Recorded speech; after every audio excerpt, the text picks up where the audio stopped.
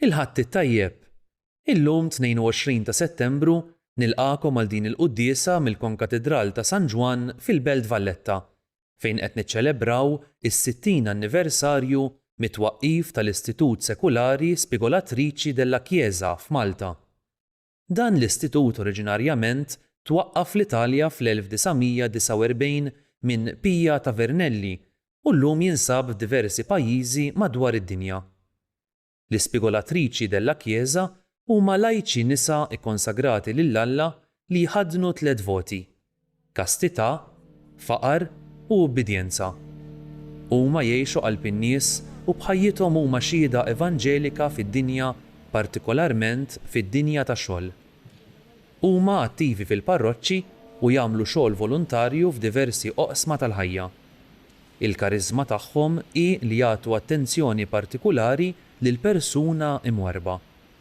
Il-quddiesa tal-lum titmexxa mill-Arċisqof Charles Scicluna flimkien ma' membri mill-Kapitlu Metropolitan.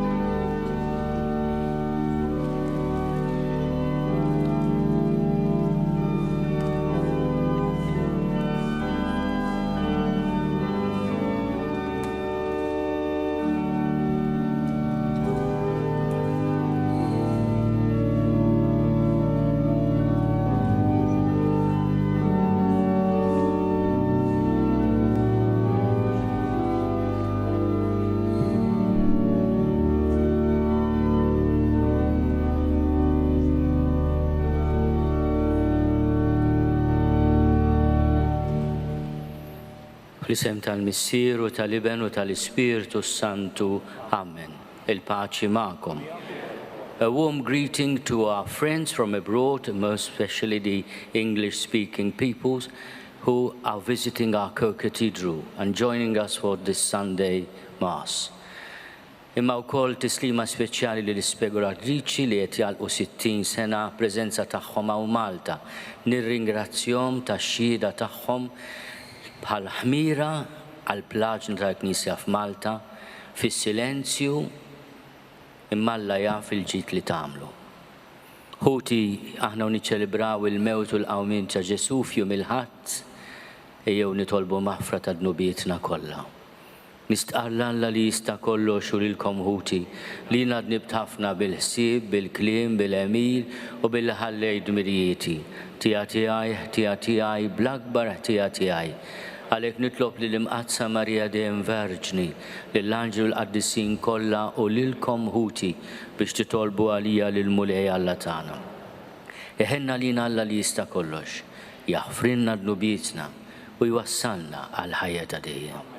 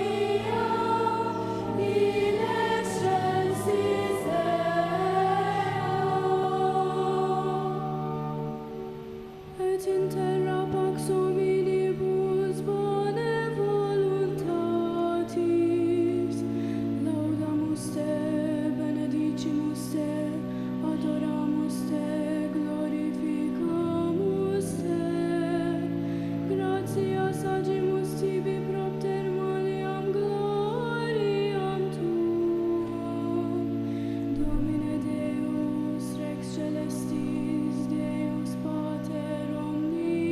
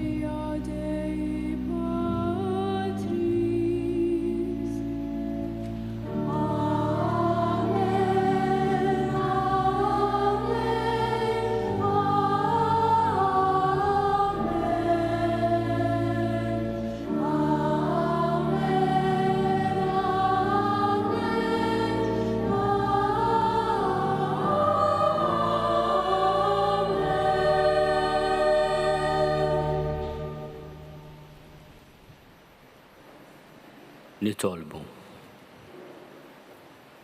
U Alla inġbart id-digriti kollha tal-liġi mqazza fil-kmandament tal-imħabba tiegħek u tal-proxmu. Għamel li aħna nħarsu l-preċetti tiegħek biex jistoqilna naslu fil-ħajja ta' dejjem. Bibnek Ġesu Kristu Sidna li Alla u miegħek jgħixu jsaltan fl-imkien mal-Ispiritu Santu għal dejjem ta' dejjem.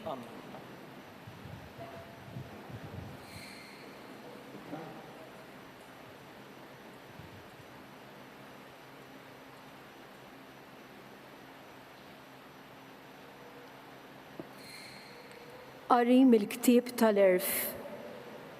In-nies il-ħżiena qalu nonżbulu lil-ġust għaliex hu taxkil għalina fit-triqtna u kontra l-emejjel tagħna. Iċanfarna x'niksru l-liġi. Jixlina għax immorru kontra it-tagħlim li ħadna. Ħanaraw u x'veru kliemu. Naraw fl-aħħar se jsir minnu.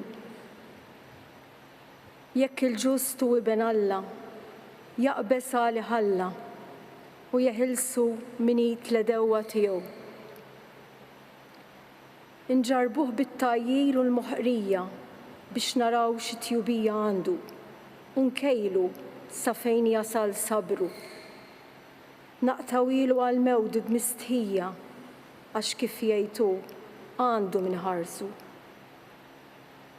Il-kelma tal-mulej. Il-mulej u dak li jżomni. Il-mulej u dak li jżomni. Bismek o Alla salvani. Għamil li ħaq bil-qawwa tiegħek. Isma o Alla talba tiegħi. Għati widen għal kliem fommi. Il-mulej u dak li jżomni. Għax nis gburin għamu kontrija, nis kefrin jonżbuli ħajti, ma jżommux l-Alla qudiem għajnejhom. Il-mulej u dak li jżommni. Il-mulej u dak li jżommni. Ara, Alla l-għajnuna tiegħi. Il-mulej u dak li jżommni. Min qalbi noffrilek is-sagrifiċċju, ir-rotħar lill-ismek għax hu tajjeb. Il-mulej u dak li jżommni.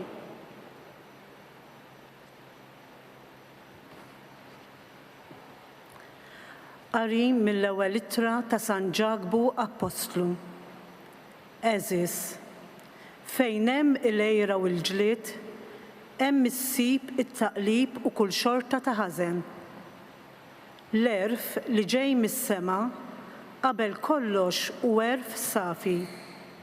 Imbagħad u erf li jfittex is-sliem, it-tjubija u l-ħlewwa. Huwa kollu ħniena u frott tajjeb, bla ma jħares lejn luċuħ u bla erq.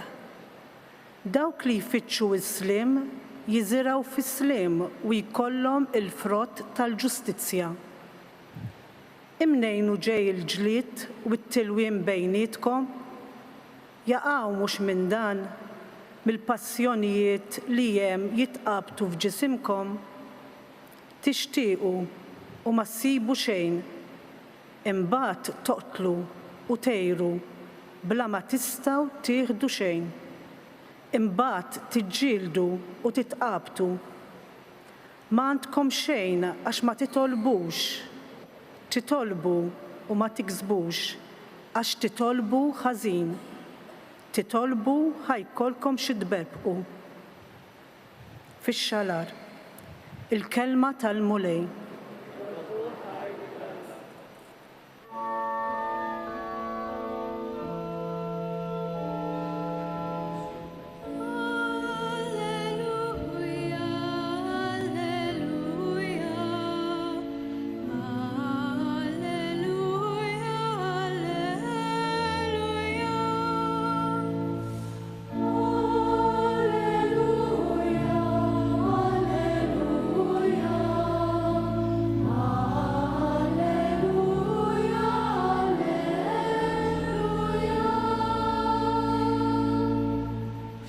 Alla sejħilkom permezz tal-Evanġelju tagħna biex ikollkom sehem fil-glorja ta' Ġesu Kristu.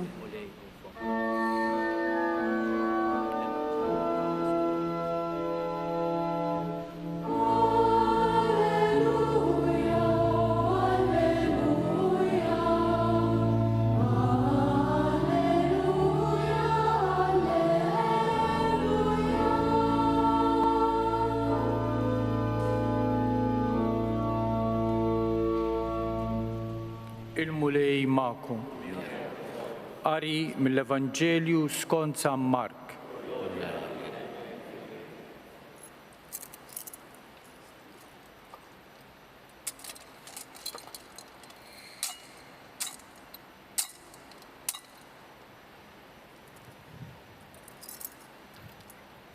F'dak iż-żmien Ġesu u d-dixxipli tiegħu għaddew minn nofs il-Galilija u marit li ħadd ikun jaf għax beda jgħallem lid-dixxipli tiegħu u jgħidilhom: Bin il-bniedem se jingħata f'idejn il-bnedmin u joqtluh u meta jkun maqtul wara 3 ijiem iqum mill-mewt.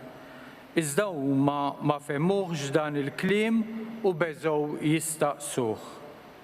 Waslu Kafarnawm u meta kienu d-dar staqsihom: X'kontu qegħdin titħattu bejnietkom fit-triq? Iżda huma baqgħu sikta għax fit-triq kienu għadu jitħattu bejniethom fuq min kien l-akbar. Imbagħad qatt bil-qiegħda sejjaħ it-tnax u qalilhom: Jekk xi ħadd irid ikun l-ewwel wieħed, għandu joqgħod wara kulħadd u jkun għaddej ta' kulħadd. U ressaq leħ tfajjel ċkejken qiegħdu f'nofshom ħadnu bejn dirajh u qalilhom: Kull min jilqa' wieħed minn dawn iċkejknin minħabba f'ismi ikun jilqa' lili, u min jilqa' lili ikun jilqa' mhux lili imma lil dak li bagħatni. Il-kelma tal-mulej.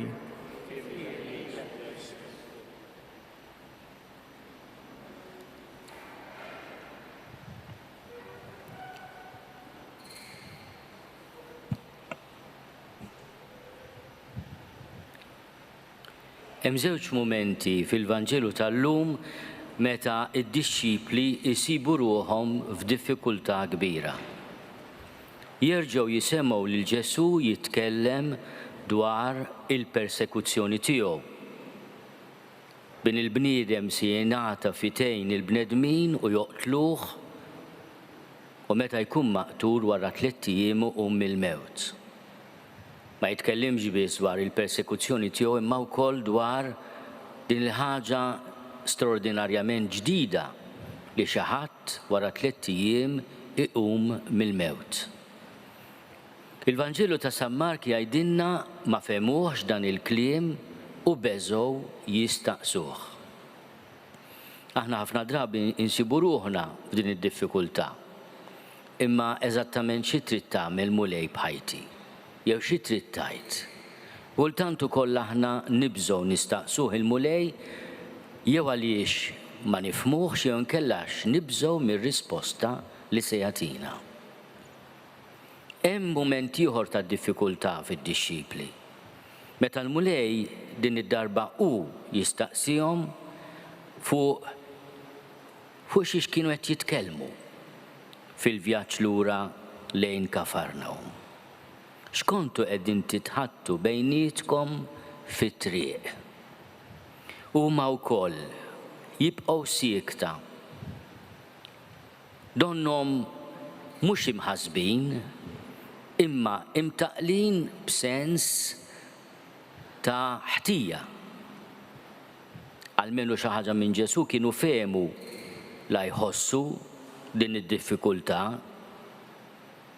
għax fit-triq kienu qed jitħattu bejniethom fuq min kien l-akbar. Mbagħad waqt li għallimhom li jeħtieġ li jkun miċħud imma li jqum mill-imwiet wara 3 ijiem wara l-mewt tiegħu, jallimhom ukoll tagħliema importanti li diffiċli kultant nifhmuha u ngħixuha.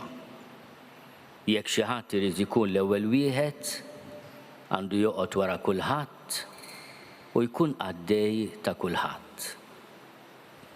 Kemm hi għażla feliċi dik tal-ewwel qari llum mill-ktieb tal-Għerf. Din is-silta mill-ktieb tal-Għerf ma tantx fiha pożittiv imma hija l-isfida tal-ħżiena għal bniedem ġust.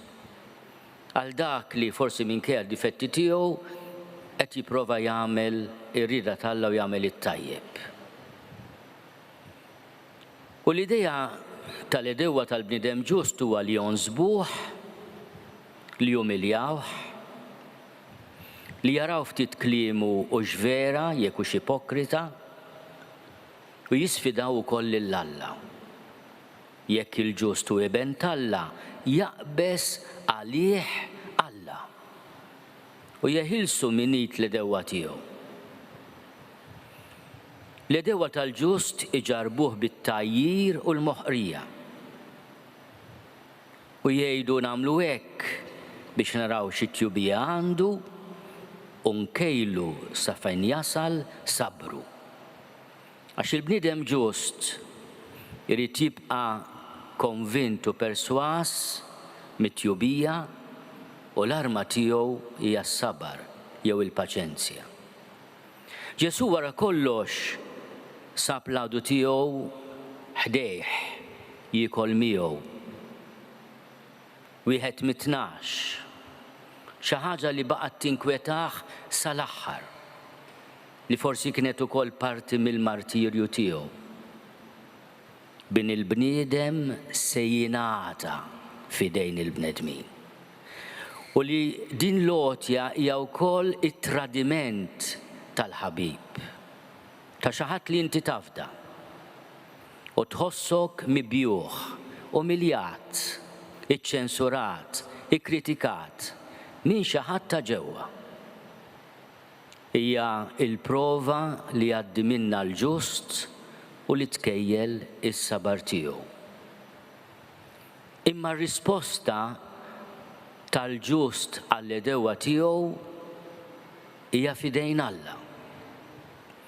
U Ġesu hekk għamel fuq is-salib intela f'idejn Alla, f'idejk mulej jien nerħi ruħi, nintelaq f'idejk. Kollox mitmum, temmejt ir-rieda tiegħek, għalhekk tħallt fid-dinja. U l-qawmien ta' Ġesu mill-imwiet li aħna niċċelebraw kull nhar ta' Ħadd huwa risposta ta' Alla huwa jiddefendi lill-ġust. Il-ġust mhux bil-fors jieħu l-premju f'din il-ħajja.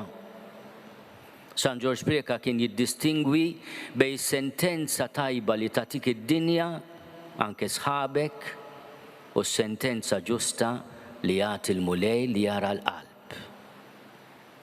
U Ġesu waqt li jgħallem lil sħabu xi tfisser terfa' fuqek ir-responsabbiltà qed jgħallimhom l-istil tiegħu ta' tjubija, ta' sabar, ta' paċenzja.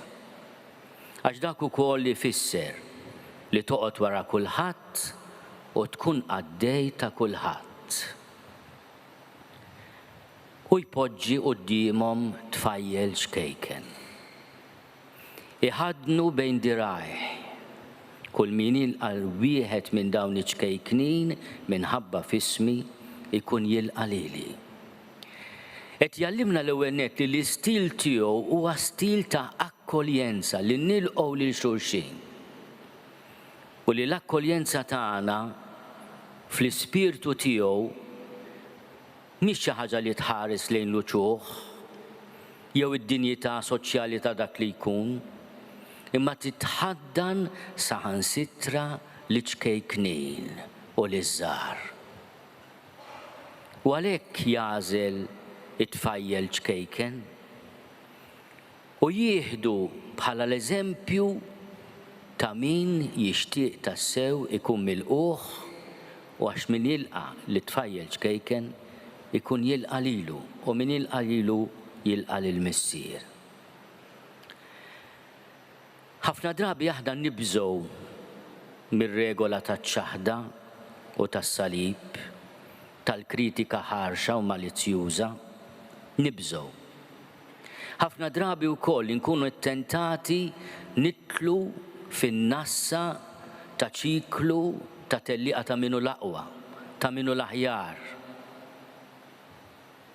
Il-mulej għallimna kejl ta' tjobija, kejl ta' sabar, imma jallimna wkoll li min irid ikun l-ewwel, irid ikun għaddej ta' kulħadd.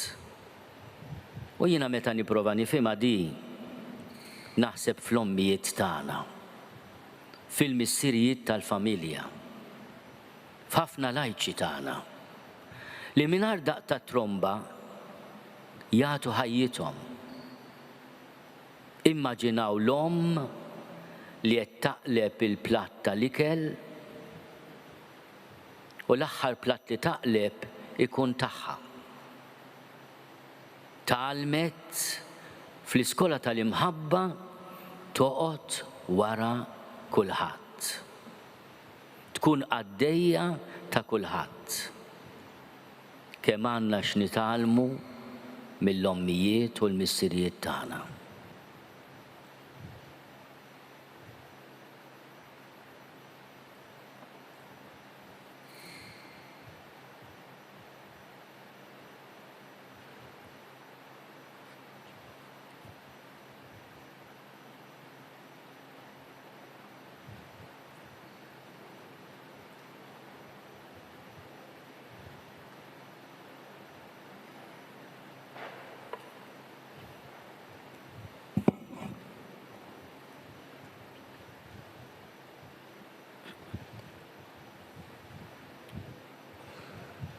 Jiena nemmen f'Alla wieħed il-missier li jista' kollox, li ħalaq is-sema u l-art.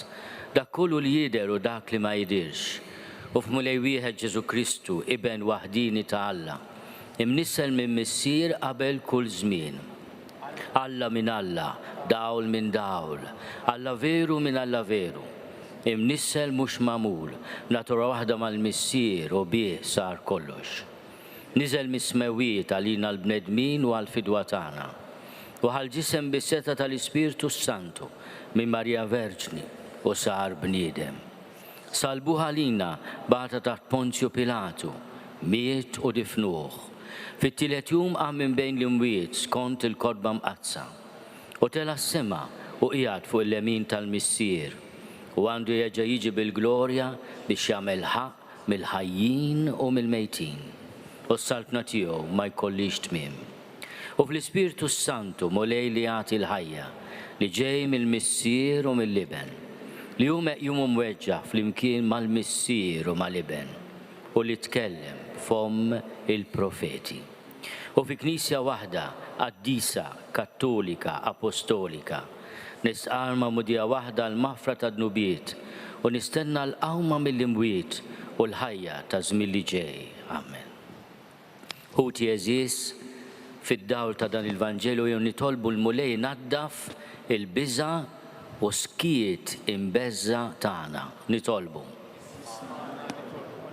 Nitolbu għal ġusti kollha tad-dinja li huma persegwitati minħabba s-sewwa minn dawk li jidrilhom li jistgħu jeqirduhom u jagħmluhom il-ħajja tagħhom miżerja. Nitolbu għal dawk kollha li jħosshom it-traduti, għal dawk kollha li jħosshom li xi ħadd naqashom biex il-Mulej ikun il-faraġġ u d-dawl tagħhom. Nitolbu għal dawk kollha li huma persegwitati, ħafna nsara li minħabba il-fidi tagħhom Ġesu fid-dinja huma ppersegwitati miċħudin mid-drittijiet tagħhom. Nitolbu għal vittmi kollha tal-vjolenza fid-dinja kollha. Nitolbu għall-ispegolatriċi.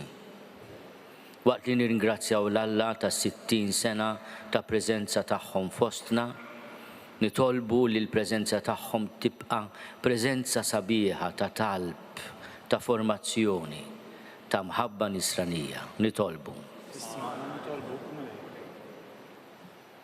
Kulħadd jagħmel talba personali f'qalbu.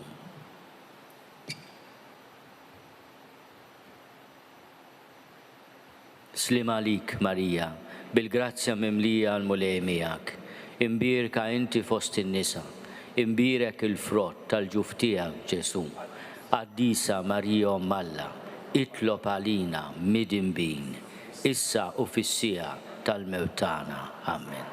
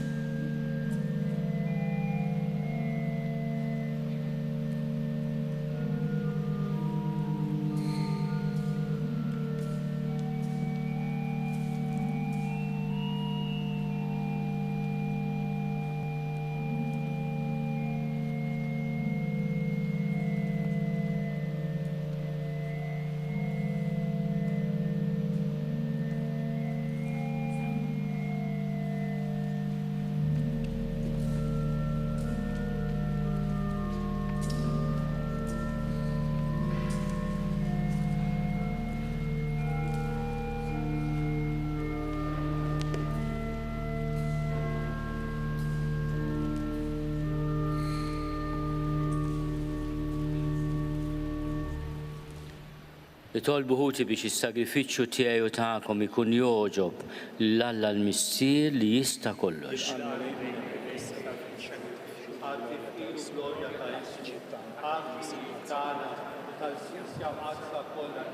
Fil-ħina tiegħek mulej ilqa l-offerti tal-poplu tiegħek biex bihom niksbu f'dawn is-sagramenti tas-sema dak li nistarru fidi minn qalbna bi Kristu Sidna. Il-mulej magħkom. Nerfgħu qlubna l fuq. Niżuħaj lill-mulej Alla tagħna. Sewwa u xieraq tas-sew mulej missier qaddis, Alla ta' dejjem li tista' kollox. Tajjeb u taġi tas-salvazzjoni tagħna li dejjem u kullimkien inroddulek ħajr. Aħna nafu li għall-glorja tiegħek bla qis intwieżen lilna bnedmin dgħajfa. U tipprovdilna wkoll għajnuna mill-istess natura dgħajfa tagħna. Bekk intader u tħenn għal min jintilef. U minn fejn ikun ġarrab it-telfien twassallu s-salvazzjoni tiegħek bi Kristu Sidna. Bih il-tajja kollha tal-anġli ferħana għal dejjem quddiemek iqimu l-kobor tiegħek. Flimkien ma tagħhom ilqa' nitolbuk it-tifir tagħna, waqt li magħhom nifirħu u ntennulek.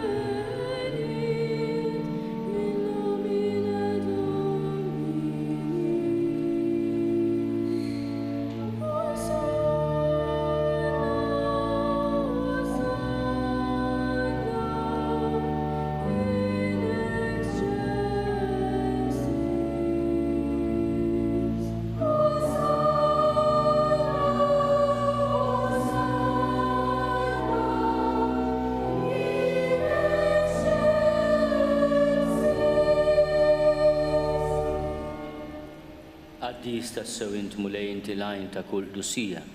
Għaddis għalhekk nitolbuk dawn l-offerti bil-barka tal-Ispiritu tiegħek biex isiru għalina l-ġisem u d-dem ta' Sidna Ġesu Kristu. Li meta kien se jingħata biex minn rajħi bati, ħal ħobs, ratti l-ħajr qasam, tali d-dixxipli tiegħu u qal: ħudu u kulu l-koll minn dan, għax dan huwa ġismi li jingħata għalikom.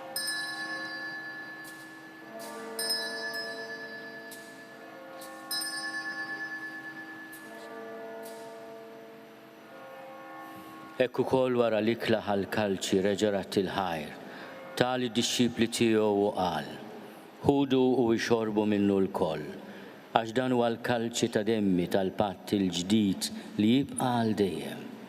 Id-dem li jxerret għalikom u għal-bnedmin kollha għal maħfra tad-nubiet. Għamlu dan b'tifkira tiegħi.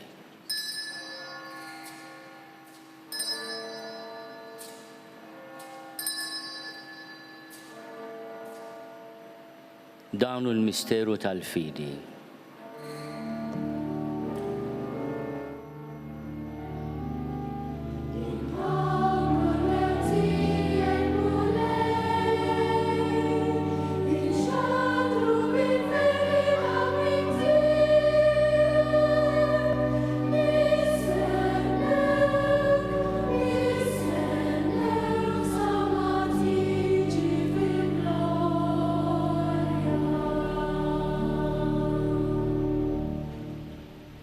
Għalhekk aħna u nagħmlu dam tifkira tal-mewt u l-qawmien ta' Sidna Ġesu Kristu. Nofrulek mulej il-ħobs tal-ħajja u l-kalċi tas-salvazzjoni. U rodulek ħajra xoġbok tilqana u nquddimek biex naqduk. U meċċo kontana nitolbu li l-Ispiritu Santu jaqadna f'ġisem wieħed, l-inna li nieħdu sem il-ġisem u d-dem ta' Kristu. Ftakar mulej fil-Knisja tiegħek imxerda mad-dinja kollha. Wettaqaf l-imħabba fl-imkien mal-Papa Franġisku. Miegħi għaddej tiegħek mingħajr ma jistolli. Mal-Isqof Joseph li qed jgħinni, mal-Isqof Anton u mal-Ministri tiegħek kollha. Ftakar ukoll fħutna li raqdu bit-tama tal-qawmien, ftakar fil-mejtin kollha. Daħalhom quddiemek fid-dawl tas-sebħ tiegħek. Ħenna li l-kol nitolbu, kati lilna wkoll il-wirt tal-ħajja ta' dejjem. Flimkien mal-Veġni Mqazzom Malla Marija, mal-Arus tagħha San Ġusepp, mal-Apostli u l-qaddisin kollha li jgħixu fil-ħbiberija tiegħek sa mill-bidu tad-dinja. Għamel li magħhom infaħruk u nsebħuk b'Ġesu Kristu ibnek. Bi Kristu ma' Kristu fi Kristu jingħata lilek Alla missier li tista' kollox, flimkien mal-Ispiritu Santu, kull ġieħu glorja għal dejjem ta' dejjem. Ejjew nitolbu kif għallimna u ridna nagħmlu liben ta' Alla Ġesu għas-salvazzjoni tagħna. Missierna li inti fis-smowiet jitqaddes ismek tiġi saltnatek. Ikun li trid int kif is-sema hekk fl-art. Ħobżna ta' kuljum atina llum, aħfrinna dnubietna bħalma nafru lil min hu ħati għalina. La ddaħalniex fit-tiġrib iżda eħlisna mid-deni. Eħlisna nitolbuk mulej minn kull deni. Għatina fit-tiebu ħnina tiegħek il-paċi fi żmienna. Biex inkunu ħielsa dejjem mid-dnub u mħarsa minn kull inkwiet. Aħna u nistennew u nittamaw il-għena u l-miġja tas-Salvatur tagħna Ġesu Kristu. Mulej Ġesu Kristu li għat lill-Apostli tiegħek inħallilkom is-sliem, natikom is-sliem tiegħi. La tħares lejn dnubietna, iżda ħares lejn il-fidi tal-Knisja tiegħek. Għad jasli mulaqda li jint trid fiha, int li tgħixu s-saltan għal dejjem ta' dejjem. Il-paċi tal-mulej tkun dejjem magħkom. Għatu l-paċi lil xulxin.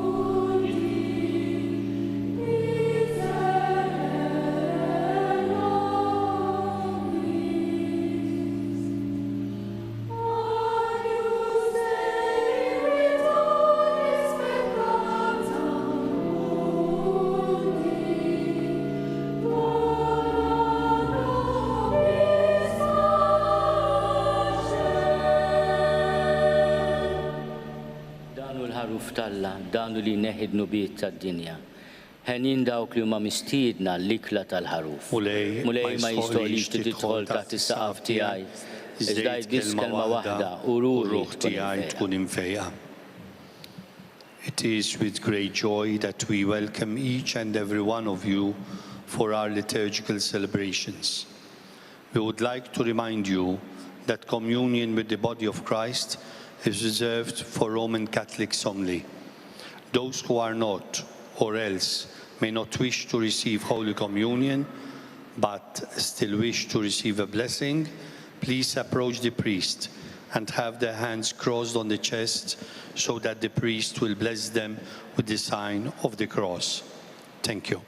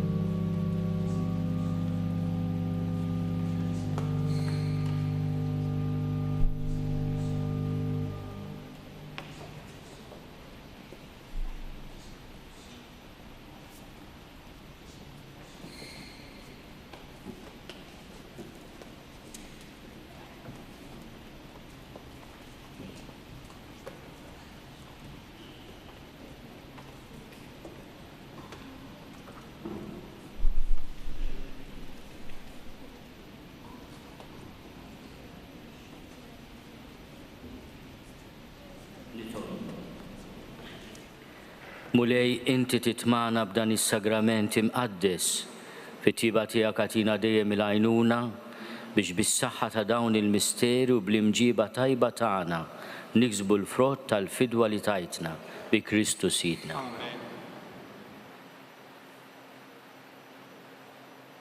Il-mulej magħkom. Ikun imbierek isem il-mulej. L-għajnuna tagħna f'isem il-mulej. Iberikkom Alla li jista' kollox il-Missier u l-Iben u l-Ispirtu Santu. Morru fil-paċi ta' Kristu.